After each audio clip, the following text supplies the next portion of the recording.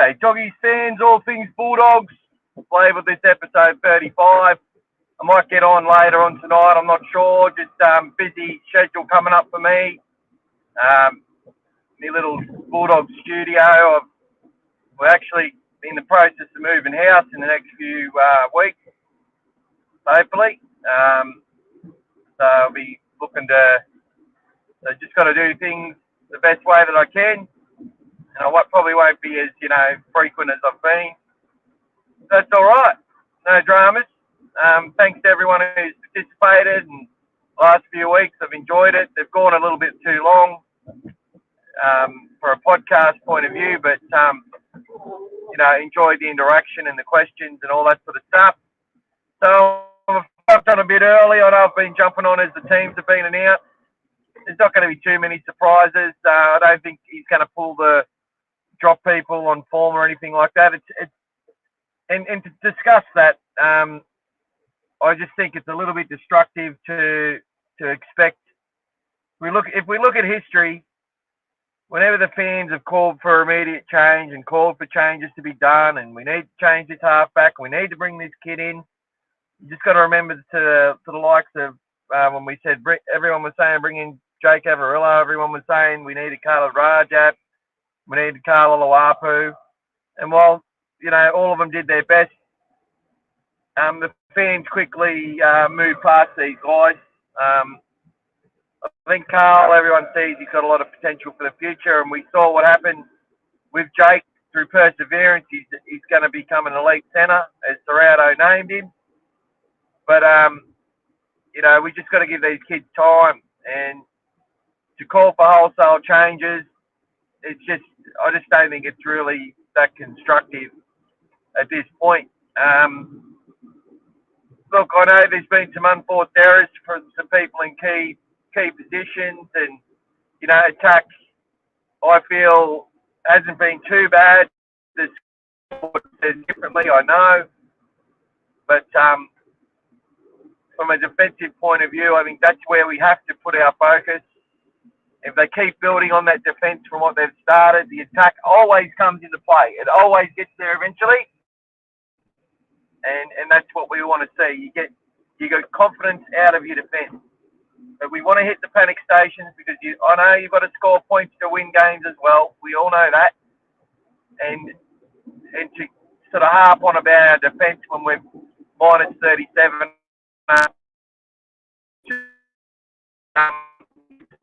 going to start it over a season, but we've had some pretty good opposition. A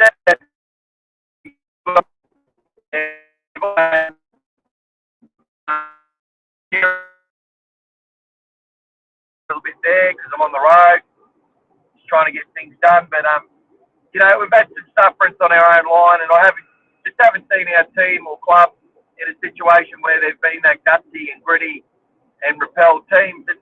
And while that shouldn't be, the exception, it has been for Canterbury. So you've got to start somewhere.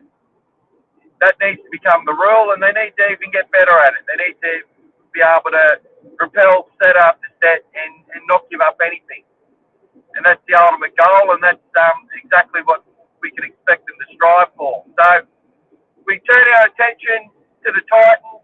I think enough has been said about the terrible calls against Canterbury, and I like the fact that Cameron Ciraldo showed his accountability in the way that he basically said, last year we got bad.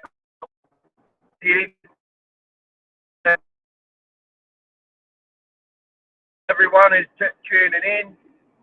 Hope you're well. Sorry, it's going to cut in and out a bit potentially. Sorry about that. This will just be a quick one today. I won't be going through too many of your questions or anything, but you can tell me in the comments, or if you're watching it later, who you think will be the changes that Ciraldo brings in. I did get off track a little bit there. I don't think he'll make wholesale changes, nor should he. We just need to have a bit of cohesion. Obviously, unforced errors from halves, and if they're not doing enough, they need to come under question at some point. But defensively, the defensive result that they showed to me isn't you can't be sacking people when they're showing that much grit in defence.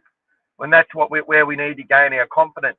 I think the plan will be that we'll see the likes of Toby Sexton and some others really bash down the door as the season goes on and enhance our prospects of winning games and winning more games.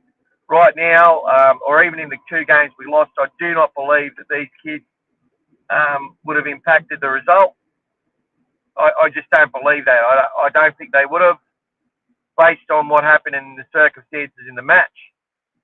But we should trust in the coach. I think he showed much better. He's been much better with the rotations in the first 2 rounds than last year. That was definitely a point which I had questions about and concerns about. You can see that he's gone with quite a mobile bench, a bench that can play long minutes and work hard and be there. The very fact we're fighting for that match against the Sharks and still in it, with only 16 players up until the 65th minute. The game before against the Eels, the fact that we're making a run at them late in the match when all they've had to do is run the footy at it and all we've done is tackle. I can tell you one we all know which one takes out the most energy. So there's some good signs there. I think we can learn from it, but this is already becoming pretty much a crunch game for Canterbury Bankstown. The Gold Coast Titans, they've had to break. We all know teams after the bye can be very hard to beat. If we have an 8-day turnaround into the multicultural round, it's our spiritual home. We've won 2 of the last 11 there. It's been very, very tough for the fans to stomach. But our overall record at Belmore is very, very good. And it really doesn't mean much at all what happens in the past. Sometimes it just keeps lining up in the future, but it really has no impact on what's happening today. In relation to today's game, I expect Kieran Foran to be named. Now, he pulled our pants down in the last round last year, scoring 2 tries, which he hasn't done in a long time. And, you know, he plays the same sort of game. And, you know, if we nail those tackles on him, then he starts to pass, and he'll always take it to the line, Kieran Foran. So it's, you know, the key is if he runs, we've got to get him. You know, we've got to get him. It really frustrated a lot of fans watching him score those tries last year. I can tell you that much. It frustrated the hell out of me. But he's still a very crafty player, and that's what experience can do. They took him a little bit lightly. He took advantage of it and scored a couple of tries. And I'd say that he will play. For Canterbury, they're saying that Josh Adokar will be named. Josh has done this a few times. He said that he'll be back early, tried to come back, and then he's been named the next week and still not played, being a last-minute withdrawal. I would hope that if he is playing, that he's fully fit and has no issues, because we need him. I really think we do, and I want to really see how that extra work he's put in and that beef that he's added over the off-season, whether that actually makes him a better player or not. Like, these things we won't know until we see multiple matches. Has it cost him any speed or explosiveness or evasive ability? But does it allow him to then, is the trade-off better, that he gets more post-contact meters, that he's more physical in defence, whatever the case may be, extra strength for loss of speed, we weigh it up. You know what I'm saying? We've just got to wait and see whether it works out for us. I think the connection and cohesion on that left edge defensively has been really, really strong. The right edge hasn't been too bad as well. Now, they made more missed tackles. They had more troops running at them, obviously. Something was mentioned that potentially because they're doing more work, that they're more likely to miss tackles. And that's a fair assumption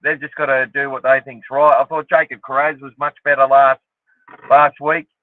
You know, it was good that he had that run against Parramatta where he struggled to get off his line. Him and Wilson were much better out of yardage, and the Cronulla chase wasn't lacking. They did all their stuff correctly. They get a game under their belt, get a bit of confidence, bit of fitness. They can do some good stuff. And Jacob Carraz, much better performance with the ball in hand. And I felt defensively is quite good. Had a couple of moments, but they're working as a team. They're coming up together as one. The line speed's really good from the team. They got left behind at dummy half a few times, unable to control the ruck. But overall, with that game, we won the play the ball speed. So there's good signs there. There's really good signs. You know, whoever they go with, Blake Wilson, Connor Tracy, whatever decision Ciraldo makes, it's going to be a tough one to make. And I know that's probably hard, and it's harder for us to digest sometimes, because the natural thing you want to do is say, I want to see all these guys in the back line, and then you default to the people at 1 or at 7 that have the more responsibility, and it's like, well, let's get rid of them and shuffle some of these other guys around. Look, there's so many options for the coach. You can put Tracy at fullback. You can put Crichton at fullback. You can put Blake Wilson at fullback. You can put Jacob Carraz at fullback.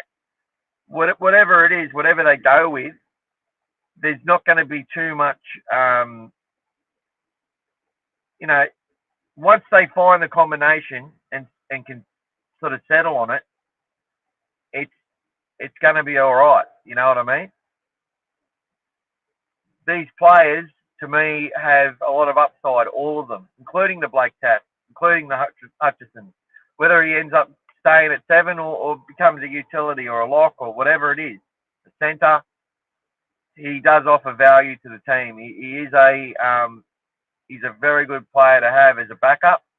And right now he's there, I think, to provide a little bit of leadership and a little bit of, you know, what's the word?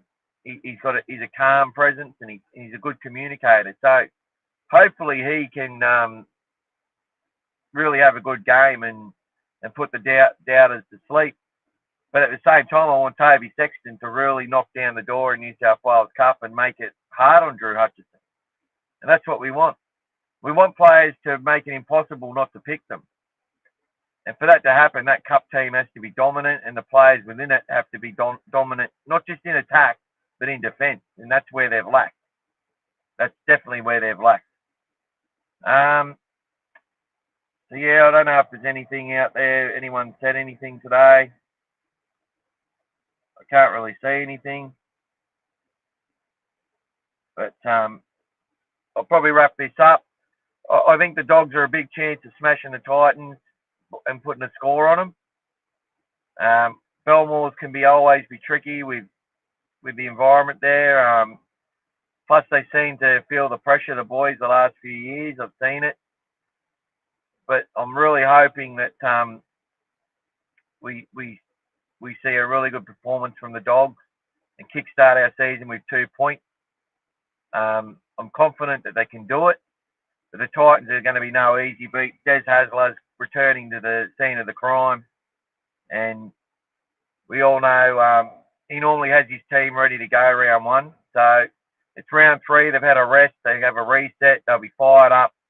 There'll be no ambushes from Canterbury against. They'll be prepared for whatever we've got to throw at them.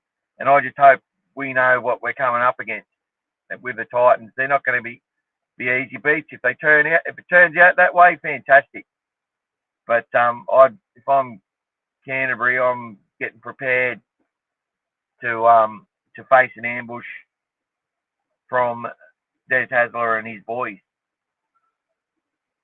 Hopefully, you know, it's just a very tense time. It always is. It's early in the season. We don't want to see the season slip away before it starts. People are already scared about that. Hence why they're losing their minds on social media, and I get it. But let's just stay strong.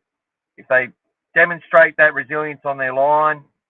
If they've done their homework on the Titans and start to put some things together, there's no reason they can't defeat this team. Although we've been light on in the forwards, those forwards have all shown a lot of grit and determination. And the key is going to come down to the likes of the Burtons and the Kickouts doing a lot of running.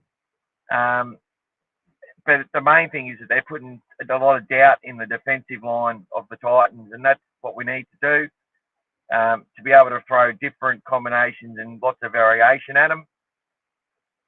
And this is what it's going to come down to. If we can win the possession battle, mix it with them in the forwards, and give our guys an opportunity, it's going to come down to whether they can execute, and we need them to execute this week. Or there's going to be a few people that are losing their minds even more. They'll probably start markets about when Canterbury will have their first win. We've then got the Rabbits on Good Friday, which will be another massive game the following week. And it's hard not to look forward to that one. I think that there's a lot of players and experience in their side as well that are pretty gritty and determined, and obviously a lot of talent. If we can get the rub of the green with the penalties against South Sydney, there's no reason we can't compete with them and win that match. I'm not taking too much notice of their form. I felt that they aren't too far away from where they want to be, and I still think they're going to have a big say in the outcome of this season. I wouldn't be writing them off. I can't wait to see them fail, but I wouldn't be assuming that's the way it's going to go, because they've lost to two pretty good sides in the opening round, and Manly, I'm on record as saying that are definitely a top four side this year if they maintain those players. And even if they lose a Tom Turbo, having Luke Brooks playing into that capacity, he's definitely the missing ingredient that they needed. Anyway, guys, thanks. G'day, Scary. We can only hope they get up over the Titans. Dirty Desi, I don't like the guy. Yeah, I actually like Desi, but he demanded certain things of our club to try and achieve ultimate ideals, which is what he wanted to do. He wanted to win. He's a competitor. But, unfortunately, the people making the decisions made some bad ones, took some funds from our juniors and all that sort of stuff, and lost their way in that regard. And it's just great that we're not like, even before Gould, there was movements with our pathways with Greater Northern Tigers and the North Coast Bulldogs. They were prior to Gus coming here. I'm sure he's helped enhance that relationship. But there we go. Yeah, I don't like it as well, but there's no real but. I don't like it. I don't like the amount of back-ended deals and whatever it was. The fact that with Des Hasler, he believed he was going to get Tedesco, and I think he wanted Luke Brooks more than he wanted Mitchell Moses at the time. He wanted Tedesco, and Aaron Woods was maybe like sugar on top. He definitely wanted Kieran Foran, and he was expecting to get Foran, potentially Brooks or Moses, James Tedesco as the main signing, and maybe Aaron Woods, I should say, as because he was close mates with Clemmer. Clemmer leaving was a lot to do with the fact that they got rid of Aaron Woods just after he arrived at the club. Like, as if it's one of your best mates, and and you see that decision, you can see things falling down. He's just like, oh, the place is falling apart. I'm getting the fuck out of here. And that's sort of what happened, I think. But credit to all the Bulldogs who stuck strong. I don't like what the end result was. Desi fucked us, no doubt about it, and the people around him didn't help. If we got Brooks and Teddy, things would have been different. You got Kieran Foran in that spine with James Tedesco, and you've got some pretty good fucking upside in your side. But instead, they went and then they couldn't get him, so they went and gave, what's his name, Moses. Oh, I've forgotten his name already. He ended up we ended up shipping him off to the Tigers, and now he's not even playing in the NRL. We went and give him 900 grand in the end, and we extended Josh Morris on $1 million, and gave James Graham an upgrade, and Greg Eastwood an upgrade. Like, all great players, but yeah, mate. Wilson over Tracy. Ben Rowan. G'day, Ben. How you going, mate? Yeah, I'm hoping whichever way they go, like I can't really deny it. I felt that I think he'll go with Tracy, to be honest. Wilson's had a few errors which people haven't really talked about, but last week he was real solid and did a great job, and nearly scored that wonderful try. I think if he scores that try, there'd be, I don't know. I just got a feeling with the coach, the way he talked about Connor Tracy's performance, may keep Tracy in the side and go for that experience. But I don't know. I think Blake Wilson's a special talent, man, and yeah, I really like him, and I wouldn't have any issues with him playing fullback at some stage. But I'm really praying Blake Taaffe can have a. I felt Blake Taaffe was asked a lot of questions last week, and did a really good job. Should have got a penalty when he, we could see the try off the back of that poor, pathetic decision. I like Blake Taaffe, got a lot of time for him. I think he's an NRL first grader every day of the week. I don't care if people are small or big or whatever. It's the heart they play with. Anyway, I think Sarah wants the Carraz-Wilson combo to develop. Well, I hope that's the case, Ben. He would have been very tempted to move Wilson. He would have been very tempted to move Wilson to the other side of the field when the Fox got injured, but he put Carraz there. So he wants to keep that stability, it seems, on the wing. He wants to basically have his contingency plans in place. They obviously got a plan going in for each player, based on what he thinks is best. I think last year he made a few mistakes with the positional changes. People say he should have moved Burton out to the centres. Last year he should have. Round one, I don't think it would have been any need. I was happy for Carraz to go to the left side and bring Salmon, who's played plenty of centre. But yeah, I think he does want to keep combinations together because that's what holds your defence up. They're going to get more decisions right. They're going to be asked to make choices when they're stripped of numbers. They're going to be asked to all make choices. If they get more likely to make the right choices when they've got more time and when they trust each other. As soon as that trust goes, that's when your team folds, and that's what's happened to Canterbury for a very long, long time. G'day, Darcy. How you going, mate? Back to off lunch break, go doggies. Well, I'm glad I got to hear from you, Scary 79, in your lunch break. Thanks for stopping by, brother. Darcy, do you like Carraz at centre? I think you could really learn off Crichton and become a threat. I do. Carraz is a centre, and I think that's where he wants to play eventually. And I think for the balance of the side, sometimes it's best we have him on the wing. But I'm happy for him to be the centre. I think in our strongest side, though, in our strongest team, the team that I see as being our best 17, when they're all fit, they all know what they're doing, and they're all in form. I think Bronson Cherry's is at right centre, and I think Jacob Carraz is on the right wing. That's in our best side. With Crichton at left centre and the Fox at the left wing. That's what I believe will be our most explosive team, back five. There's meters in it, there's speed in it, there's skill in it, there's defensive resolve in it, and that's what I see. There's great attitude in it. At fullback then, it's whether Blake Taaffe can cement it or whether the likes of Wilson or the likes of Connor Tracy take that step up. But in my opinion, they're all warm in the seat for a guy who's going to get into that position within the next 18 to 24 months anyway. That's what I believe. And I don't think that'll be Crichton. I think that'll be maybe Joash for Parley. If he keeps developing and keeps learning and keeps that great attitude he's got, that's where we expect it. He'll knock down that door and get that opportunity and get that pre-season to be the kid that goes forward.